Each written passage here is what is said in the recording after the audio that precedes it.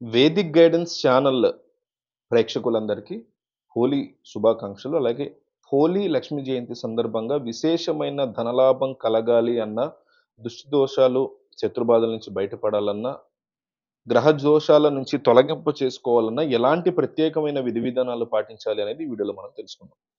ఫాల్గుణ మాసంలో వచ్చే పౌర్ణమి తిథి నాడు హోలీ పర్వదినాన్ని జరుపుకోవడం అనేది అనాదిగా వస్తున్నటువంటి సంప్రదాయం. అయితే హోలీ పర్వదినం రోజు కొన్ని ప్రత్యేకమైనటువంటి విధి విధానాలు పాటిస్తే గ్రహ దోత్ గ్రస గ్రహ దోషాలు తొలగిపోతే శత్రు ఇబ్బందుల నుంచి బయటపడొచ్చు. విశేషమైన ధనలాభం కూడా లభిస్తుంది. సో, హోలీ పర్వదినం నాడే లక్ష్మీ జయంతి కూడా వచ్చింది. అంటే శ్రీ మహాలక్ష్మి దేవి ఏనుగుల తొండంతో నీళ్లు తీసుకొని అభిషేకిస్తూ ఉంటే పాల సముద్రం నుంచి ఆవిర్భవించిన రోజుని లక్ష్మీ జయంతి అని పిలుస్తారు. సో, ఈ లక్ష్మీ జయంతి హోలీ పర్వదినం రోజే వచ్చింది. కాబట్టి లక్ష్మీదేవికి సంబంధించినటువంటి విధి విధానాలు పాటించడం, హోలీకి సంబంధించినటువంటి విధి విధానాలు పాటించడం ద్వారా సమస్త సుఖాలని సిద్ధింపజేసుకోవచ్చు. ప్రధానంగా హోలీ పర్వదినానికి ఉన్నటువంటి విశిష్టత ఏంటంటే, పరమేశ్వరుడు త్రినేత్రంతో కాముడు అంటే మన్మధుడిని దగ్ధం చేసినటువంటి రోజు హోలీ. అందువల్ల హోలీ రోజు శివార్చన చేస్తే ఉత్తమ ఫలితాలు లభిస్తాయి. హోలీ రోజు ఎవరైనా సరే శివుణ్ణి తుమ్మి పూలతో పూజించాలి. చిమ్మిలి, చిమ్ని అంటాం గదా! ఆ నైవేద్యాన్ని సమర్పించాలి. అలాగే శివాలయ ప్రాంగణంలో శివ స్తోత్రాలు ఉన్నటువంటి పుస్తకాలు గాని, విభూది పళ్ళు గాని ఎవరికైనా దానం ఇవ్వాలి. ఇలా చేస్తే శివుడి యొక్క అనుగ్రహం కలిగి సర్వకార్యాల్లో విజయం సిద్ధిస్తుంది. లక్ష్మీ కటాక్షం అద్భుతంగా మనకు దక్కుతుంది. అలాగే హోళీకి ఉన్నటువంటి ఇంకొక ప్రత్యేకత ఏంటంటే, ఆ రోజు అంటే ఈరోజు శ్రీకృష్ణుడికి డోలోత్సవం నిర్వహిస్తారు. డోలి అంటే ఉయ్యాల అని అర్థం. హోలీ రోజు మొట్టమొదటిసారి శ్రీకృష్ణుడిని ఉయ్యాల్లో వేశారు. అందుకే ఆ రోజు దగ్గరలో ఉన్న కృష్ణుడి ఆలయానికి వెళ్లి, కృష్ణుడి ఆలయంలో కృష్ణుడికి చేసే డోలోత్సవాన్ని చూడాలి. కృష్ణుడి విగ్రహాన్ని ఉయ్యాల్లో పెట్టేటువంటి ఆ సేవను చూడాలి. లేదా మీ ఇంట్లో అయినా కృష్ణుడి ఫోటో లేదా విగ్రహాన్ని ఉయ్యాల్లో ఉంచి ఉయ్యాల సేవ చేయాలి. అలా వీలు కాని పక్షంలో హోళీ రోజు కృష్ణుడికి పాలు, పెరుగు, వెన్నగ, పటిక బెల్లం వీటిలో ఏదైనా సరే నైవేద్యాన్ని పెడితే కృష్ణుడి అనుగ్రహం వల్ల కార్యసిద్ధి ఏర్పడుతుంది. ఇది హోళీ రోజు పాటించాల్సినటువంటి రెండో విధి విధానం. ఆ తర్వాత హోళీకి ఉన్నటువంటి మూడొక ప్రత్యేకత ఏంటంటే, హిరణ్యకశిపుడి సోదరి పేరు హోళిక. ప్రహ్లాదుడిని ఈ హోలిక తన ఒడిలో కూర్చోపెట్టుకొని మంటల్లోకి ప్రవేశిస్తుంది. అంటే విష్ణుమూర్తి యొక్క అనుగ్రహం వల్ల మంటలు ప్రహ్లాదుడిని ఏవి చేయలేక హిరణ్యకశిపుడి సోదరి హోలిక మాత్రం మంటల్లో కాలిపోతుంది. కాబట్టి హిరణ్యకశిపుడి సోదరి హోలిక మంటల్లో కాలిపోయినటువంటి రోజు హోలీ కాబట్టి హోలీ రోజు సాయంకాలం పూట ఇంటి ముందు మంటలు ఏర్పాటు చేసుకుంటారు.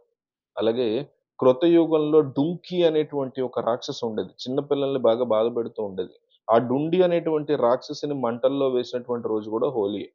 అందువల్ల హిరణ్యకశిపుడి చెల్లెలు హోళీకి మంటల్లో కాలిపోయినటువంటి రోజు కాబట్టి, డుండు అనేటువంటి పేరు కలిగిన రాక్షసి మంటల్లో కాలిపోయిన రోజు కాబట్టి, హోళీ రోజు సాయంకాలం మంటలు వేయాలి. ఆ మంటలు ఎలా వేయాలి? ఎండిపోయినటువంటి కర్రపుల్లలు, అలాగే ఇంటి ముందు ఎండబెట్టినటువంటి గొబ్బెమ్మలు వీటన్నిటిని కూడా ఏర్పాటు చేసుకొని, నిప్పులు వేసి, ఆ మంటల చుట్టూ ఇంట్లో వాళ్ళందరూ కూడా 3 సార్లు తిరగాలి. పిల్లలు, పెద్దలు అందరూ కూడా 3 సార్లు తిరగాలి. ఈ మంటల నుంచి వచ్చేటువంటి బూడిదని మీ పిల్లలకి బొట్టులాగా పెట్టుకోవాలి. రక్షలాగా పెట్టుకోవాలి. అలా చేస్తే మీ పిల్లలకి సంవత్సరం మొత్తం కూడా దిష్టనేది ఉండదు. పెద్దవాళ్ళు పెట్టుకుంటే శత్రు బాధలు, ఎదుటి వాళ్ళ ఏడుపులనేవి ఉండవు. కాబట్టి హోలీ రోజు కంపల్సరీ చేయాల్సినటువంటి పని ఇది. ఆ మంట నుంచి వచ్చినటువంటి బూడిదని నుదుటిన రక్షలాగా, బొట్టులాగా పెట్టుకోవాలి. శత్రు బాధలు, దుష్ట దోషాల నుంచి బయటపడతారు.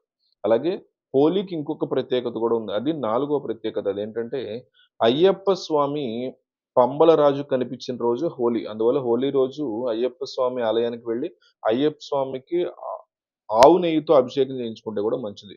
ఆ ప్రాంగణంలో గుడి ప్రాంగణంలో మీకు దీపం గూడా వెలిగించుకుంటే మంచిదే.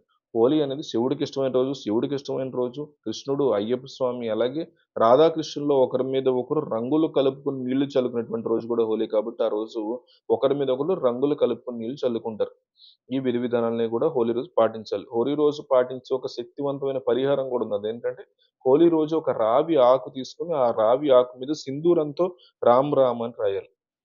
సింధూరంలో కొద్దిగా నువ్వుల నూనె గాని, నీళ్లు గాని కలిపి ఆ తడి సింధూరంతో రామ్ రామ్ అని రాసి, ఎక్కడైనా ఆంజనేయ స్వామి విగ్రహం ఉంటే, ఆ విగ్రహం పాదాల చెంత రామ్ రామ్ అని రాసినటువంటి రావి ఆకు మీద ఒక తీపి పదార్థం ఉంచి, ఆ రావి ఆకున ఆంజనేయ స్వామి విగ్రహం వద్ద పాదాల వద్ద ఉంచాలి.